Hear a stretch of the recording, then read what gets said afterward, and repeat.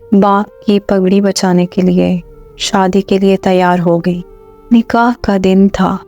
لڑکی نے اپنے اس لڑکے کو کال کی جس سے وہ محبت کرتی تھی اور اسے کہا کہ شادی میں ضرور آنا، تو لڑکے نے منع کر دیا۔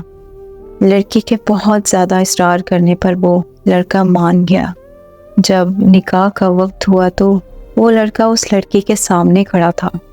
وہ لڑکا اس لڑکی کی دی ہوئی انگوٹھی پہن کر آیا تھا جو کبھی اس لڑکی نے اس لڑکے کو دی تھی۔ مولوی صاحب نے پہلا قبول ہے کہنے کو کہا۔ لڑکی کانپتی ہوئی آواز میں بولی، قبول ہے۔ لڑکی نے فوراً اس لڑکے کی طرف دیکھا اور وہ گردن جھکائے اس لڑکی کے سامنے کھڑا تھا۔ مولوی صاحب نے دوسرا قبول ہے کہنے کو کہا۔ لڑکے نے انگوٹھی اتار دی۔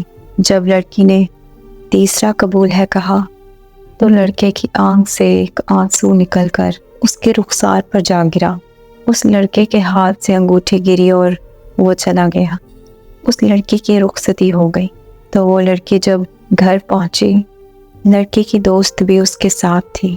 لڑکی ابھی جا کر بیٹھی ہی تھی کہ اتنے میں اس کی دوست کو ایک کال آئی اور کال سنتے ہی لڑکی کی دوست کے ہاتھ سے موبائل گر گیا۔ لڑکی کے اصرار کرنے پر لڑکی کی دوست نے اسے بتایا شادی کے ہال سے جاتے ہوئے اس لڑکے کا ایکسیڈنٹ ہو گیا ہے اور وہ وہی موقع پر مر گیا۔ یہ الفاظ سنتے ہی جیسے لڑکی پر آسمان ٹوٹ گیا ہو۔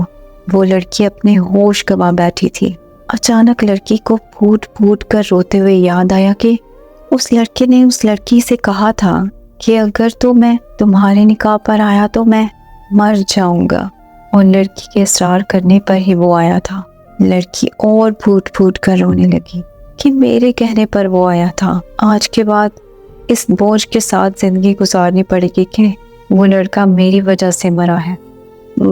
مرد تو جاتا ہے لیکن وہ اپنی پہلی محبت کبھی نہیں بھولتا۔ مانو کہ اس کی پہلی محبت ہی اس کے لیے پورا کل جہاں ہوتی ہے، اور مرد جس سے سچی محبت کرتا ہے نا تو اس کا قبر تک ساتھ دیتا ہے۔